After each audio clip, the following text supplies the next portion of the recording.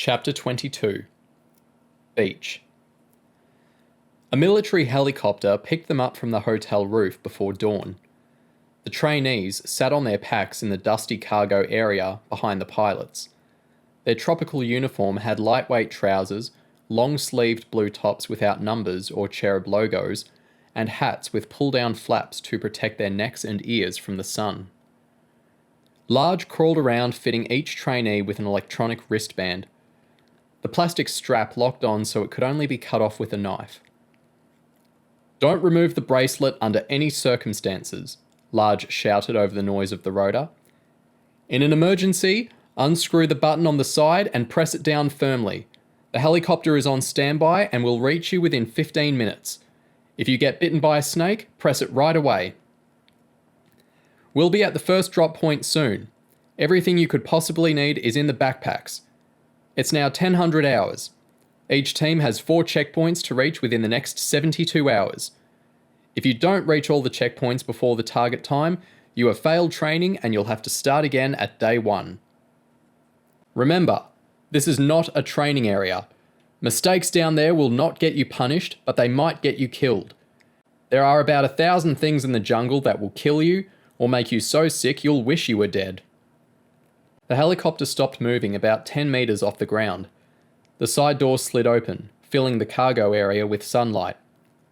"1 and 2, get out there," Large shouted.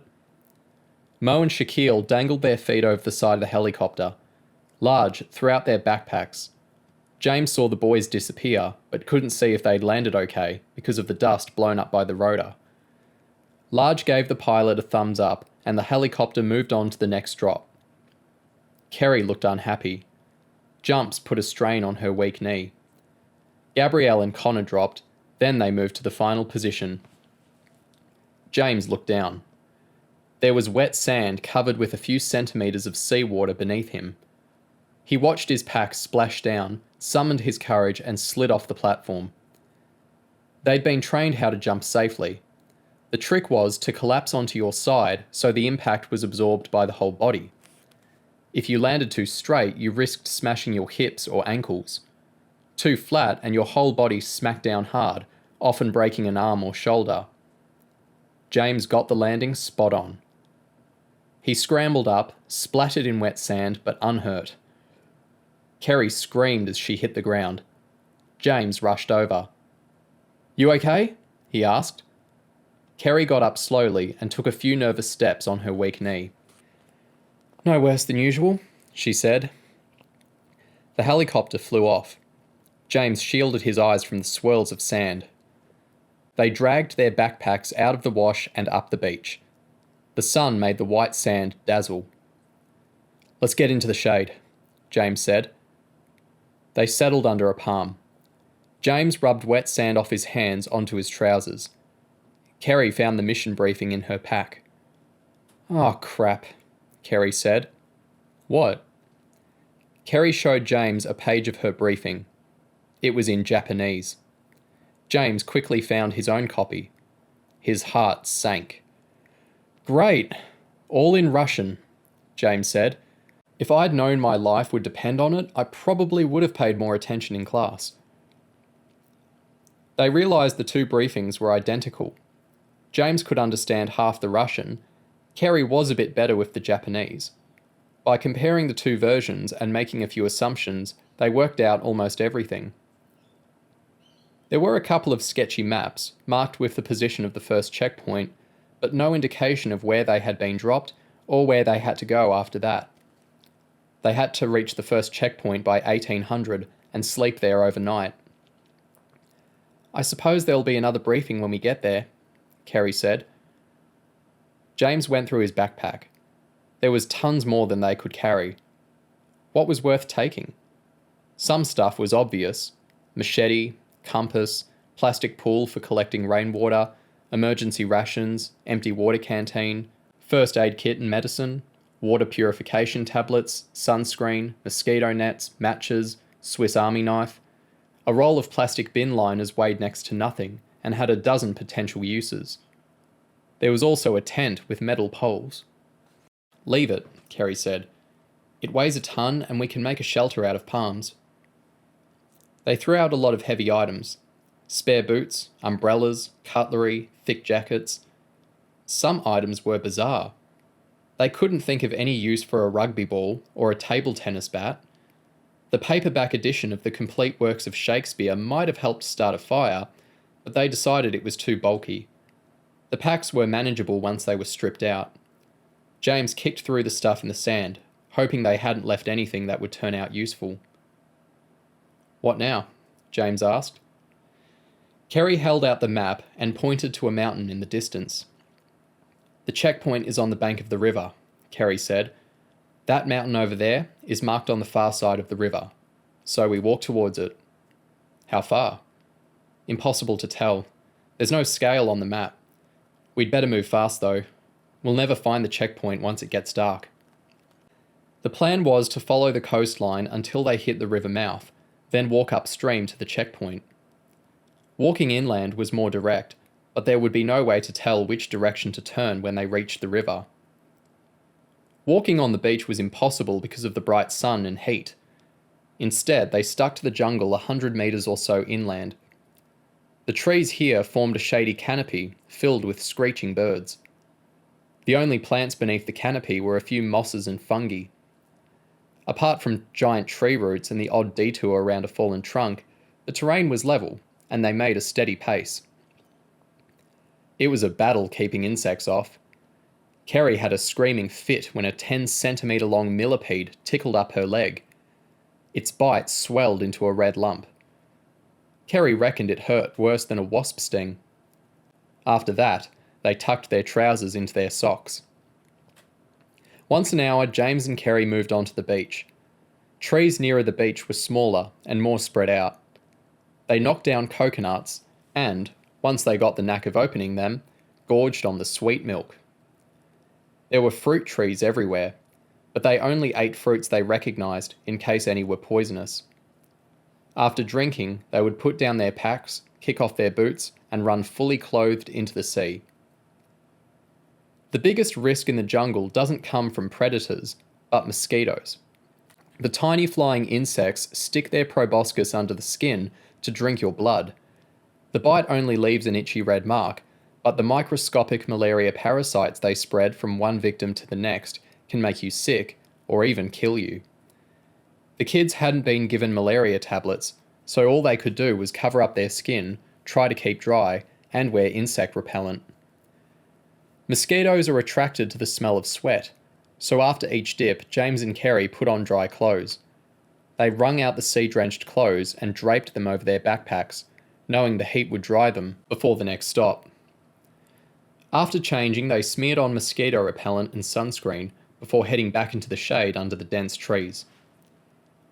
The coconuts and fruit juice were too rich to keep drinking in large quantities. The fruit acid gave James a sickly burn in the back of his dry mouth. By early afternoon, thirst was slowing them down. Seawater is too salty to drink, and all they could find in the jungle were stagnant pools, swarming with mosquitoes, and probably contaminated by animal urine. There was no chance of finding a spring unless they diverted towards higher ground inland. They wouldn't get fresh water until it rained. A storm was a certainty. The tropical heat evaporated so much water that by afternoon the skies were bursting with clouds. James and Kerry watched the sky gradually darken. When the first lightning cracked, they ran to the nearest stretch of beach, inflated a plastic paddling pool, and waited. The rain was like nothing they'd ever seen. The first spots were the size of ping-pong balls. James tipped his head back to drink. When the sky opened properly, it was like being under Large's fire hose. The water blasted holes in the smooth sand. James wrapped one arm over his face and struggled to hold the pool as it filled up. Kerry sheltered their packs under a tree. They stuck their faces in the pool and gulped. When the shower finished, there was enough in the pool to fill both canteens. Rather than risk going thirsty again, they tipped the rest into a plastic sack and took it with them. Once they reached the river mouth, the going was easier. The river was bordered by an unmade path, chewed up with tyre tracks. Kerry counted the bends in the river to find the checkpoint. They arrived an hour inside the deadline, feet killing them after walking for nearly 7 hours. The checkpoint was marked by a flag. A 3-metre long wooden boat with an outboard motor stood at the edge of the river under a tarpaulin. James lifted back the cover and was pleased to discover junk food, cooking pots, and cans of fuel inside the hull. Then something moved. At first, James thought it was a trick of the light, but it moved again and hissed. James dropped the tarp and scrambled backwards. "Snake!" he screamed. Kerry rushed across from the riverbank. "What? There's a bloody enormous snake in that boat!" "Are you sure?" Kerry asked. "The manual says snakes are very rare out here." "The instructors must have put it there," James said. "I suppose if we pull off the cover it will slide away." "How big did you say it was?" Kerry asked. "Huge," James said, making a 20-centimetre circle with his hands. "There's no snake in Malaysia that big," Kerry said, puzzled. "You're welcome to stick your head in there if you don't believe me." "I believe you, James, but I don't think we should let it go. I think it was put there for our dinner." "What? That thing could be poisonous. How are we going to kill it?" "James, were you listening during survival training? The only snakes that size are constrictors, snakes that crush you by wrapping themselves around you. It's not poisonous, but if we let it go, what's to stop it coming into our shelter and squishing us in the night?" "Okay," James said. "You want snake for dinner. How do you plan to kill it?" "Pull back the cover, poke it till it sticks its head out, then hack it off with the machete." "Oh, sounds like fun," James said. "Well, this is your idea, so I'm poking it and you're doing the hacking." "Fine," Kerry said. "But if I kill it, you're cutting all the guts out and cooking it." There was loads to do before dark. Kerry made a clearing near the river. James built a fire and butchered the snake, throwing the remains into the river to keep scavengers away. Kerry put the finishing touches to a shelter made with giant palms as the sky blacked out. She protected the floor with a tarpaulin and lined the inside with mosquito nets. They ate the snake meat with coconut and instant noodles. James made wire traps baited with leftover meat and pressed them into the riverbed by torchlight, hoping they would have fish in them by morning. Well fed but exhausted, they climbed into the shelter. They tried to translate the breathing while pricking the blisters on their feet with a sterile needle. Reaching the second checkpoint involved a 25-kilometre cruise upstream, navigating a complicated network of channels and tributaries until they reached a giant lake. The checkpoint was located aboard an abandoned fishing trawler on a mudbank near the far side of the lake. They had to get there by 1400. It would be an early start. The temperature hardly dropped in the night. It was boiling in the shelter, hard to sleep. The wailing birds were harmless, but served as an eerie reminder that civilization was a long way off. They kept a small fire burning to deter animals and insects. James was awake to see dawn. Sun burst over the river, and in minutes the dry ground was too hot to touch. James checked inside his boots for nasties before slipping them on his painful feet and walking to the river to check the traps. 2 of the 4 traps had caught fish, but one fish had been ripped apart by a predator. James grabbed his catch and held it in the air until it stopped struggling. It was enough to make breakfast for the 2 of them. Kerry built up the fire and began purifying river water. She boiled it for 10 minutes, then dropped in chlorine tablets. James cooked the fish and picked a heap of mangoes. He saved one each for breakfast and loaded the rest into the boat. The fish cooked quickly. He sliced one of the mangoes in half and called Kerry. "Breakfast's ready." James couldn't see Kerry, either near the camp or at the riverside. "Kerry?" he called, slightly worried. He pulled the steaming fish off its skewer and split it on 2 plastic plates. Kerry emerged from behind some trees. "I had to crap," Kerry said. "All that fruit I ate yesterday cleaned me right out." "Thanks for the detail, Kerry. I'm just about to eat."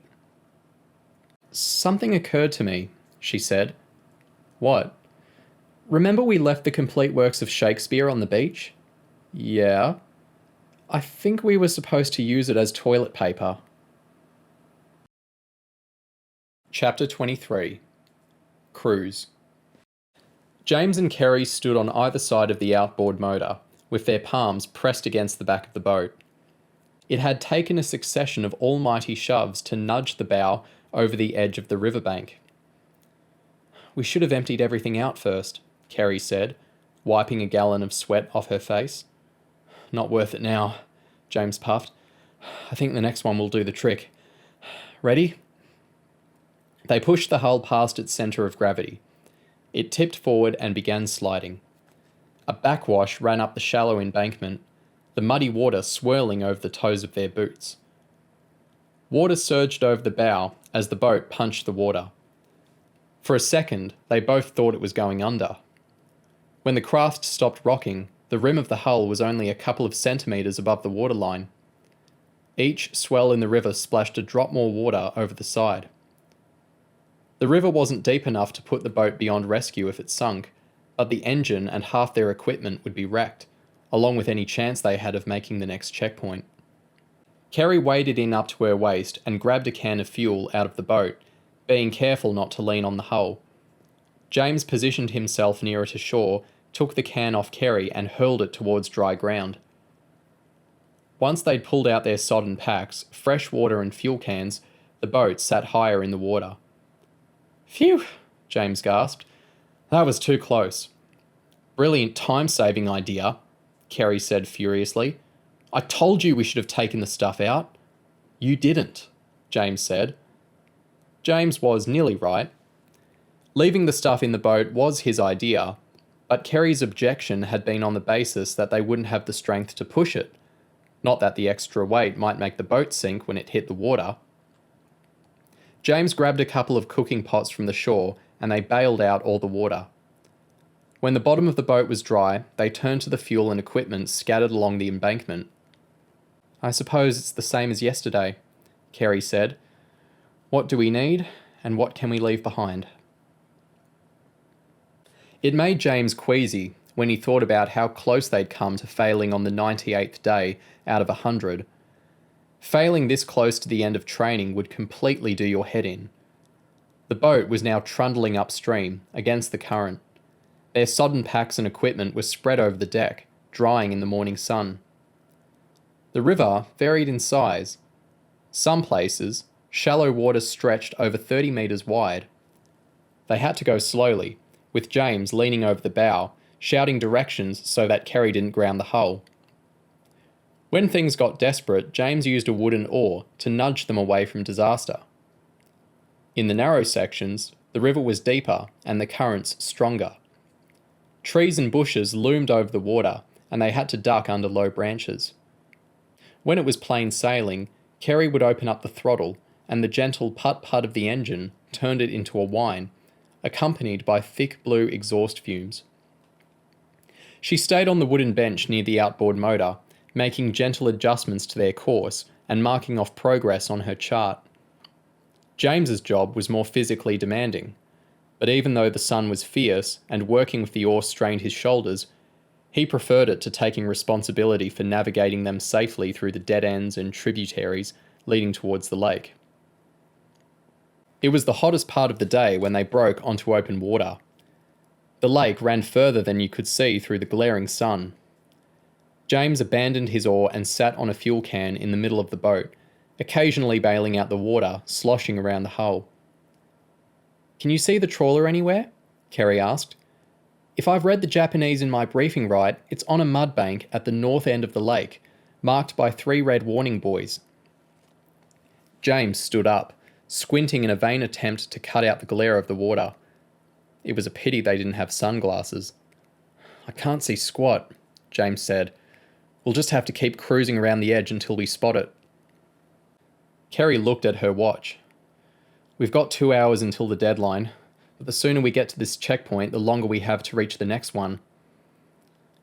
There was no other traffic on the lake. The fishing wharves, shacks and warehouses along the shoreline were desolate. There were well-maintained roads and even a couple of telephone boxes, but no people anywhere. Red warning posts were hammered into the mud every few hundred metres.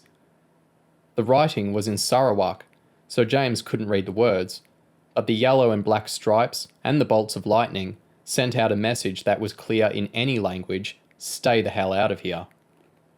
This is freaky, James said. What's going on? According to this map, they're building a giant dam upriver, Kerry said. I guess this whole area is going to be flooded. Everyone's had to leave, which makes this the ideal spot for us to train without any locals sticking their noses in. James toppled backwards as Kerry put on full rudder and opened up the throttle. For a couple of nervous seconds, he thought he was going over the side. Oh, for God's sake, James shouted furiously. Tell me before you do that next time. The boat bounced over tiny waves towards the silhouette Kerry had spotted in the distance. The rusting trawler was about 15 metres long, leaning on its side in the mud. Another boat, identical to their own, was tied to the metal deck rail. Kerry bumped the boat into the mudbank. James hopped over the bow and tied it off. Anybody in there? James shouted. Connor stuck his head through a window. What took you two so long? Connor asked. The exterior of the boat was crusted in bird crap. They tried not to touch it as they crawled through a lopsided doorway into the bridge. There were masses of holes and hanging wires. Everything of value had been stripped for salvage, including the navigational equipment, the glass in the windows, and even the seat cushion off the captain's chair. Connor and Gabrielle looked muddy and tired. They had maps and briefing papers spread out over the floor. How long have you been here? Kerry asked. 20 minutes or so, Gabrielle said. Any sign of Shaquille and Mo? They'd been and gone before us, Gabrielle said. They left the envelope from their dossier on the floor. Yours is over there as well. Kerry grabbed the padded envelope, tore it open, and handed James the half written in Russian. So we're running last, James said. We've already worked out most of ours, Connor said. Maybe we can help you two catch up. James thought it was a kind offer, but Kerry took it the wrong way. We're quite capable of working it out for ourselves, she said indignantly. We've all come from different camps, and we're all going to different places. Maybe we had a longer first stint and a shorter second stint. I don't see how anyone could have done the journey much faster than we did. We wasted a good half hour when we nearly sank the boat, James said. Connor laughed. How did you manage that? I was loaded up when we pushed it off the embankment. God, Gabrielle gasped. You never would have got up the river if you'd flooded the engine. I know you guys are on a different route to the final checkpoint, Connor said. But if your briefing is the same as ours, it tells you to take a different route back towards the sea and get to the third checkpoint, less than 15 kilometres away by 2200. Kerry had done a quick skim through her briefing and nodded. Different route, 15 kilometres by 2200? That's more or less what it says here. James broke into a grin. 15 kilometres in 9 hours? That's easy. Connor, Gabrielle and Kerry all stared at him like he was a total idiot. Oh, James said, when it clicked into place how dumb he was being. There's going to be some kind of catch, isn't there? 24. Flash. We could play I Spy, James grinned, trying to break the tension as they headed downstream. Kerry didn't appreciate his stab at humour. Shut your face and keep your eyes open. Better not be rapids, James said anxiously. I couldn't handle that. For the 100th time, James, they won't send us down rapids. This is the wrong type of boat. We disintegrate in 2 seconds. James could cope with swimming in a pool, or a fairly still section of river, but the idea of getting thrown into raging water without a life jacket scared him like mad. Things were easier for Kerry. She had the map spread over her lap and the boat to steer. All James had was twitchy fingers and a brain packed with unpleasant thoughts about whatever awaited them. Maybe nothing will happen, James said. Maybe the trick is to make us think something horrible is going to happen, when nothing really is. A few seconds' warning could make all the difference, Kerry said sharply. Be quiet and concentrate. When the skies darkened for the afternoon rains, James stretched the tarp over their stuff and lashed the paddling pool on top to capture a fresh supply of drinking water. The violent rain made it impossible to navigate safely. As soon as it started, Kerry pulled into the embankment. James tied the boat to a branch and they snuggled under the tarp until it stopped. Before setting off again, they quickly changed into dry clothes and put on more insect repellent. James's body was a mass of angry red bites. This is getting out of hand, James said. Even my bites have got bites on them. Do you think we could get malaria? Maybe, Kerry shrugged. But there's nothing we can do, so what's the point dwelling on it? An hour after the rain, they spotted a light pulsing in the trees up ahead. Did someone just take our photo? James asked. Before Kerry could answer, an electronic squeal broke out under the top of the outboard motor. She cut the throttle and reached into her pocket for her utility knife. Is that some kind of warning buzzer? James asked. Kerry shrugged. I'll have to look under the engine cover, but I'm no mechanic. She undid 2 plastic catches with the blade of her knife and lifted off the plastic fairing. Jesus! Kerry gasped. I think we've got a bomb on board. Not quite believing his ears, James scrambled down the boat and looked at the metal cylinder duct taped to the engine block. James recognised the timing switch from Mr. Large's weapons and explosives class. Unlike the ones you see in the movies, it didn't have a clock saying how long you had until the bomb exploded. A wire ran from the timer and out of the engine, alongside the rubber hose linking the outboard motor to the auxiliary fuel tank. James had noticed the wire before, but he'd never given it a thought. Did the flashing light set off the timer? James asked. It must have a photo trigger, Kerry said. Remember when Mr. Large showed us how you could set up a motion detector and a photographic flash gun to set off a bomb? It's ideal if you want something to explode when it reaches a certain position. We could die, James said. Don't be dopey, Kerry said. They're not going to kill us. It's probably just a tiny bit of explosive that will blow a hole somewhere in the... The centre of the boat suddenly ruptured upwards. James got the first whiff of burning as the shockwave threw him into the water. He blacked out for a few seconds. The next thing he knew, he was floating in the river, surrounded by smoke and chunks of wood. His ears were ringing, and petrol in the water was stinging his eyes so badly that he couldn't open them. Kerry! James shouted desperately as he thrashed about. Please, Kerry!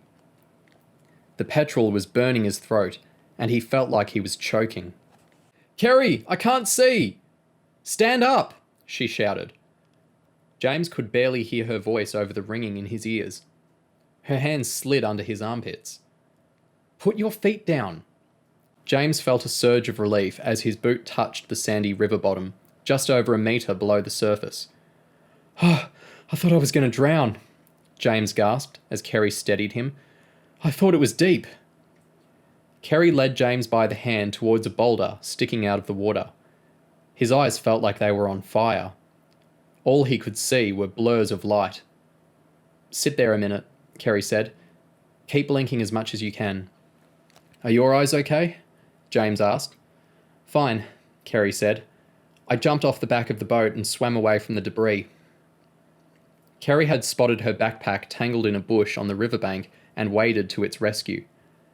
By the time she got back, the stinging had died down enough for James to keep his eyes open for a couple of seconds at a time. Oh, give us some drinking water, James said. Kerry looked inside her sodden pack. There isn't any, Kerry said. My canteen was out on the deck.